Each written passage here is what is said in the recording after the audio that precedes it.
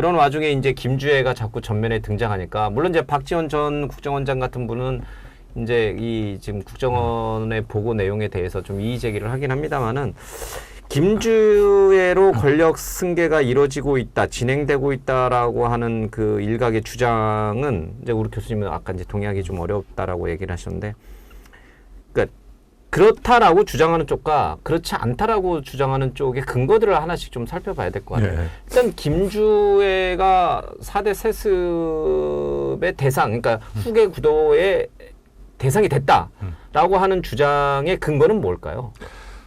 일단 최근 것부터 말씀드리면 예. 정부의 보고에 두 가지 주장을 얘기를 했거든요.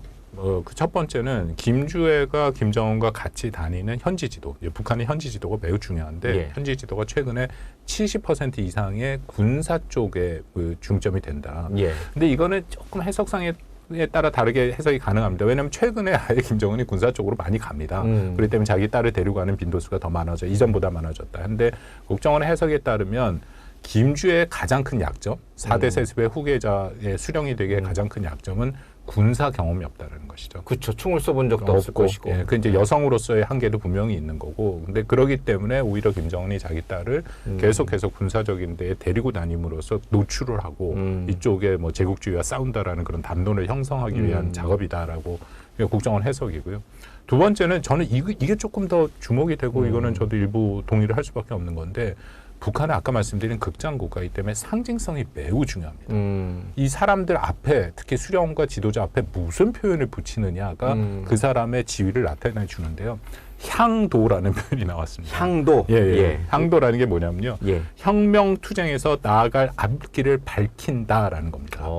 향도자라고 얘기하면 예. 혁명투쟁의 앞길을 밝히는 자이기 때문에 수령만 얘기를 하거든요. 근데 최근에 3월 16일인데 김정은이 김주애를 데리고 그 온실 농장 준공식을 갔거든요. 예. 그리고 나서 노동신문에서 이 발표 이제 뭐 쭉 설명을 하는 기사가 나는데 거기 뭐라고 나냐면 향도의 위대한 분들께서 복수로 나왔습니다. 아, 단수가 아니라 아니다. 김정은 위원장뿐만 아니라 누군가 예, 한 명을 그렇죠. 더 지칭한 거다. 예, 그러니까 보통은 당중앙의 향도의 김동은 그렇게 나오는데 분들이라는 표현이 나와버려요. 이게 뭐야? 뭐 그렇게 생각하실 수도 있는데 북한은 그런 거 하나하나 말씀드린 것처럼 굉장히 민감하게 복수로 언급이 된. 그렇습니다. 그렇기 때문에 이 정도 들어간다면은 이거는 말씀드린 향도자라는 것을 수령한테밖에 쓰지 않았는데 들이라면 김주애도 거기 들어가는 거 아니냐라는 해석은 가능하거든요. 이번에 국정원의 발표의 두 번째 근거가 그건데 저는 이제 앞으로 조금 더 봐야 됩니다. 물론 그런 표현들이 어떻게 더 나오느냐, 그게 이제 앞으로의 예. 정말 후계자 구도의 확실한 증거가 되겠죠. 그러니까 얘기 나온 김에 김주애는 누구예요? 몇 년생의 뭐 당연히 리설주와 사이에서 태어난. 근데 김주애는 누구예요? 그 아까 박지원 의원 얘기를 하셨는데 그 아들이 하나 더 있다. 유학간. 왜냐면 그 국정원장은 하셨잖아요. 네. 그 정보를 다 보셨을 거고 알고 있을 거라고 저는 생각을 합니다. 그래서 그냥 괜히 하는 얘기는 아닐 거고. 그러니까요. 지어낸 얘기는 아닐 것 같아요. 그리고 그냥 우리 연구자들에게도 많이 받아들여지는 건데 일단 김정은과 이설주 사이에는 애가 셋 있다. 셋. 예. 2010년생 남자애가 있고 김주애는 이게 헷갈리는데 약간 애매한데 2012 혹은 13년생으로 얘기를 합니다. 세 번째가 있는데요. 또 셋째는 성별을 확인이 안 되고 있고 그리고 박지원 의원도 얘기하셨더라고요. 세 명의 얘기를 하고 있고 그러기 때문에 현재 그 아들의 존재가 매우 중요하죠. 왜냐하면 2010년생으로 추정되는 2010년생 추정은 어떻게 했냐면요. 2010년에 그 평양으로 유럽의 고급산 아이 그 남아의 장난감이 대규모로 들어갔습니다. 그러니까 약간 북한 정부를 그렇게 확인했거든요. 그러니까 이거는 정말 백두혈통, 김씨일가만 쓸 수 있는 거다 해서 이 아들이 있구나 하는 게 그때 이제 알려지기 시작합니다. 김주애는 어떻게 알려진지 아세요? 어떻게 알려졌어요? 이름이 주애라는 이름이 북한 체제가 아직까지도 한 번도 주애라는 이름을 얘기한 적이 없습니다. 정말 그게 맞는지 모릅니다. 데니스 로드맨이라고 혹시 아십니까? 맞아요. 시카고 불스 때 그 같이 했던 희한한 막 온몸에 타투. 김정은이 그 시카고 불스, 마이클 조던 시카고 불스의 팬이지 않습니까? 그래서 어떻게 해서 데니스 로드맨이 북한을 3번인가 갔다 온 걸로 제기하게 그 2번의 김정은을 만났어요. 근데 거기 리설주가 자기 딸이 있다 하면서 이름이 주애라고 얘기를 했다고. 그 얘기를 뭐 데니스 로드맨 미국 사람이니까 영국 가디언지랑 인터뷰를 하면서 주애라고 영어식 발음을 했거든요. 그러니까 이게 정확한지도 우리 잘 모릅니다. 12년생, 뭐 13년생, 뭐 예. 10살짜리 뭐 그렇게 얘기가 나오기 시작한 거니까 그 당시에 뭐 10살은 아니었고 그래서 알려진 거예요.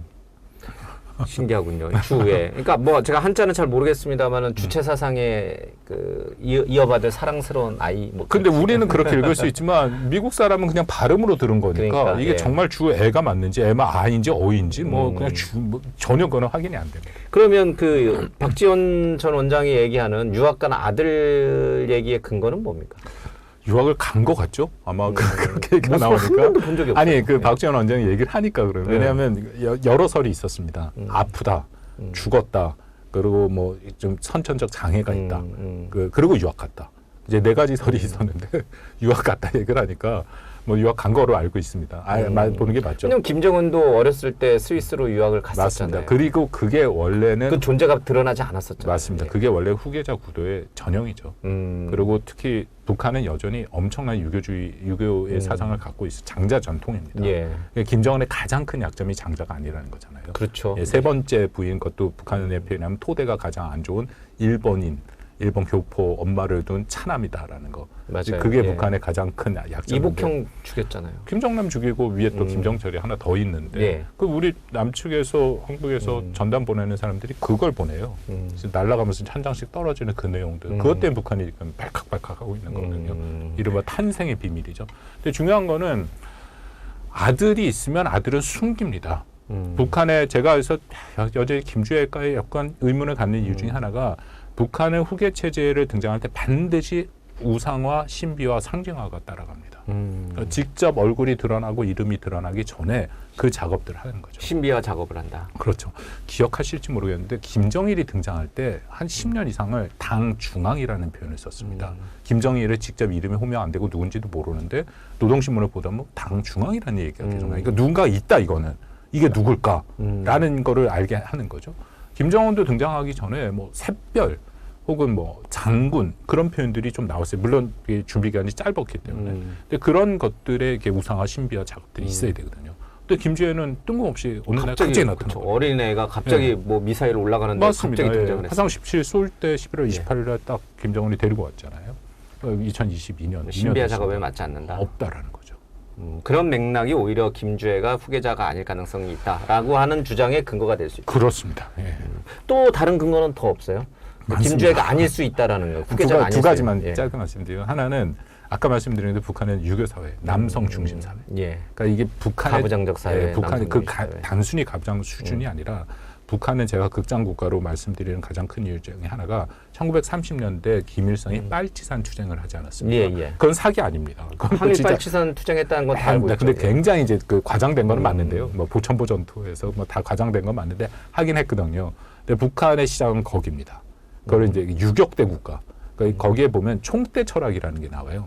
김일성의 아버지 김현직으로부터 중학교 때 피스톨 2자루를 받았는데 그 피스톨 2자루로 조선인민민주주의공화국을 만들었고 일본 제국주의자들을 다 물리쳤다라는 그 서사를 지금 이 시점에도 같이 합니다. 그래서 북한에서 열병식을 하면 이 총 2자루가 형상화돼서 나와요. 이건 빨치산 전통이고 군사주의 정통이고 군사 지도자의 의미를 갖고 있습니다. 김주애가 그걸 할 수 있을까요? 예. 또 하나는 뭐 아시겠지만 북한의 김일성을 비롯해서 어버이라는 표현을 쓰잖아요. 예, 예. 이 어버이라는 게 굉장히 애매한 개념입니다. 이게 젠더로 놓고 보면 남성 같기도 하고 여성은 아닌데 남성 예. 갖고 그걸 영어로 우리가 바꿀 때는 남성을 의미하거든요. 그러면 어쨌든 수령은 어버이인데 김주애가 어버이가 될 수 있을까? 그것도 굉장히 복잡한 문제가 그 안에 있다라고 판단이 되고요. 그리고 이게 어쨌든 북한은 백두 혈통이 정통성의 중심에 있지 않습니까? 예. 뭐 그것도 상당 부분 다 만들어진 건데 백두 혈통은 김씨일가예요. 근데 김주애가 4대 세습을 받았다면 만약 결혼을 해서 남편이 박씨면 그거 어떻게 합니까? 그 다음에는 그런 문제도 있고요. 그리고 결정적으로 저는 이게 제일 중요하다고 생각하는데 북한같이 1인 체제, 세습을 하는 체제에서는 2인자를 인정할 수 없습니다. 2인자를 미리 만들어 놓고 더군다나 그렇게 한다면은 이건 2인자는 항상 1인자의 도전 세력이 되는 거죠. 그렇겠죠. 옛날에 뭐 조선시대 때 그렇죠. 왕과 왕세자가 그쵸 세자를 죽였잖아요. 그래서 김정일이 공식적으로 인정받는데 거의 20년 가까이 됐어요. 그 정도의 시간을 다 두고 역시 김일성이 중심에 있었다. 제가 그렇다고 뭐 김주애가 자기 아버지한테 도전을 한다 그런 건 아니고 예. 아까 말씀을 나눈 예를 들어서 건강에 김정은의 건강 언제든지 문제가 생길 수 있는 거잖아요. 그래서 건강에 문제가 생기면 김주애를 중심으로 세력이 뭉칠 수 있다는 거죠. 그렇죠. 그러면 그건 김정은에 대한 도전 세력이 되는데 과연 북한 체제가 거기서 영원히 갈 수 있을까? 그렇게 빨리 이제 자신의 후계 구도를 전면에 내세울까? 네. 그건 오히려 이제 스스로 권력을 빼앗기는 그런 결과를 가져올 수 있는데. 네. 알겠습니다. 그러니까 지금 김정은의 건강 이상설 또 김주애로의 후계 문제를 이제 지금 저희가 얘기를 했는데 어느 쪽이든 간에 뭐 김정은의 건강이 안 좋기 때문에 김정은 체제가 오래 가지 못할 거다라는 비관론이 굉장히 비등해지는 건 맞고 김주애가 딸이라고 하는 그런 측면에서 봤을 때 김주애로 후계 구도가 이어진다 해도 과연 아버지나 할아버지 또 이제 김정은까지 이어지고 있는 남성 중심의 그런 정치 권력을 그 김주애가 물려받아서 과연 북한 체제를 끌고 갈 수 있겠느냐라고 하는 부분에 대해서도 또 회의적인 부분. 그렇죠. 그러니까 김정은의 건강도 회의적, 김주애로의 후계도 북한의 미래로 봤을 때는 회의적. 다 양쪽 다 북한의 미래는 대단히 비관적이고 회의적인 쪽으로 갈 수밖에 없네요. 없습니다. 그리고 아까 말씀드린 것처럼 만약 제가 그 북한 그냥 연구자로서는 그 제가 이야기는 아닌데요. 근데 만약 그렇다 하더라도 정말 후계자로 김주애를 세운다면은 앞에 말씀드린 그런 부분들이 다 비어요. 이걸 과연 그 북한 주민들한테 어떻게 설명해낼 수 있을 것이냐. 그럼 그거는 또 체제가 지난 70여 년간 3대 세습을 해서 이어왔던 그 전통 이게 많이 흔들리는 거거든요. 그러면 체제의 더 불안 정성이 커지지 않을까. 그러면은 뭐 이 성급한 얘기이긴 합니다만은 미래는 우리가 알 수는 없지만 지금 이제 현 상황에서만 놓고 보면은 김정은의 건강이 드라마틱하게 회복이 되고 그러지 않는 한 그렇게 건강이 계속 이 상태로 안 좋은 상태로 계속 간다거나 아니면 그래서 또 김주애로부터의 어떤 세습이 또 빨라진다거나 할 경우에 북한 체제의 붕괴가 뭐 조심스럽긴 하지만 우리가 생각했던 것보다 되게 빨리 올 수도 있겠다 이런 생각이 좀 들어요. 그 북한 체제 붕괴는 근데 굉장히 조심스럽습니다. 왜냐하면 우리가 이 체제 붕괴에 대해서 북한 연구자들과 한국과 미국의 뭐 당국자들이 한 3번 정도 얘기했다 다 틀렸거든요. 그러니까 아까 말씀드린 고난행군 틀렸고 김일성 죽었을 때 틀렸고 김정은 등장했을 때 다 틀렸기 때문에 그리고 북한 내에서 붕괴가 일어나기는 굉장히 어려운 게 이 붕괴의 과정에는 반드시 일종의 주민 봉기가 있어야 됩니다. 그걸 뭐 다른 붕괴로 얘기되고 북한 체제 내부의 혁명의 과정으로 볼 수도 있는데 근데 북한에서 주민 봉기는 거의 불가능하죠. 주민 봉기라는 게 단순하게 주민들이 자발적으로 일어나는 것이 아니라 우리가 그런 혁명의 역사를 다 보면 거기에 선도하는 세력이 있어야 됩니다. 그렇죠. 그래야 이게 밀고 나가는 거잖아요. 근데 선도하는 세력을 만들기가 북한은 굉장히 어렵죠. 주민 봉기 내지는 군사 쿠데타가 일어나야 되는데 둘 다 불가능하다. 그건 제가 다 장담으로 불가능하다는 표현은 좀 과하고 대단히 이제 위험한 얘기 저는 있어요. 그냥 연구자라서 과거를 분석하고 현재를 말씀드리는 거지 미래를 제가 그렇게 딱 하는 것은 제가 약간 우리 북한 연구자들 사이에 농담으로 이런 얘기를 합니다. 북한에 대해서 특히 미래에 대해서 얘기하는 건 둘 중에 하나다. 사기꾼이거나 하나님이거나. 그렇죠. 이게 참 미래를 알 수가 없으니까. 그러나 지금 돌아가는 전반적인 상황을 종합해 봤을 때 북한의 미래가 북한 체제가 무너지지 않고 계속 이어질 거라고 하는 쪽보다는 굉장히 급변을 맞이할 가능성이 높다라는 쪽이 조금 더 설득력이 있지 않을까. 그 부분은 제가 좀 여러모로 조심스럽습니다. 조심스럽고 만약에 근데 한 가지 계속 말씀드린 것처럼 김정은의 건강이 뭐 반드시 김정은의 뭐 심각한 문제가 생긴다고 할 상황이 아니더라도 뭐 건강상의 문제로 통치를 못하는 시간이 길어질 수도 있고 그러면은 북한 내부에 그럼 다음 체제를 어떻게 준비하고 있을까? 물론 김정은이 지시해서 체제를 준비하지는 않겠지만 북한의 집단 지도 체제로 갈 가능성은 좀 있습니다. 그게 사회주의에 기본적으로 나타나는 정치국 상무위원들이 있거든요. 그들 중심으로. 근데 중요한 것은 이게 이전에 소련이나 중국과 다른 게 백두혈통이라는 수령이 그 안에 있기 때문에 뭔가 백두혈통을 내세울 수밖에 없다. 그래서 김주애가 여전히 어리지 않습니까? 10년은 더 지나 20대, 그래도 20대가 가능할지 모르겠지만 어쨌든 한참 걸리는데 만약 그 사이에 뭔가 변고가 생긴다면 김여정을 내세워서 일종의 간판으로 얘기하지 않을까. 섭정 형식으로 그런 얘기들이 미국 연구자들 사이에 좀 나오긴 하는데요. 그 부분도 만약에 뭐 저도 가능성은 추론이죠, 뭐. 아니 근데 만약 그런 상황이 닥쳤으면 북한이 어떤 선택을 할 것인가에 대해 가능성이 완전히 없지는 않다고 생각하는데 복잡한 문제가 많이 있죠. 만약 김여정이 과연 그걸 정말 끌어갈 만한 힘이 있을 것이냐부터 시작해서 김여정 또는 이제 집단 지도 체제가 됐을 경우에 아까 하셨지만은 이제 탈북자들의 90% 정도가 이미 그 남측의 문물이나 문화를 접했고 또 중국을 통유해서 계속 이제 우리 이제 한국의 문화가 이제 계속 북한 사회로 들어가고 있잖아요. 그러니까 북한의 최고위급 지도부만 빼놓고 나머지 주민들, 웬만한 주민들은 우리 한국 문화라든지 한국이 더 잘 산다라는 것도 자본주의 시스템의 우월성이라든지 이런 부분에 대해서 다들 알고 있다는 뜻이거든요. 알고 있죠. 한국이 잘 산다라는 거는 북한이 이미 인정한 지 꽤 오래됐습니다. 예. 이제 그 자신들의 주민들을 선전하는 거에 방법을 바꿨죠.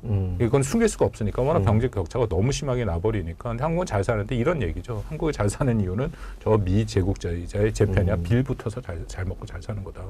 우리는 비록 가난하더라도 정통성과 정당성과 독립이죠. 주체다. 이제 그렇게 선전을 하죠. 예. 최근에 그 전 쿠바에 있었던 이제 북한 그 참사가 이제 탈북을 해서 우리 국내 언론과 인터뷰한 얘기를 좀 들어보니까 이제 북한의 고위 공무원들, 특히 이제 외교 공무원들도 이제 북한 실상에 대해서 염증을 느끼면서 이탈이 굉장히 빠른 속도로 이뤄지고 있다고 하거든요.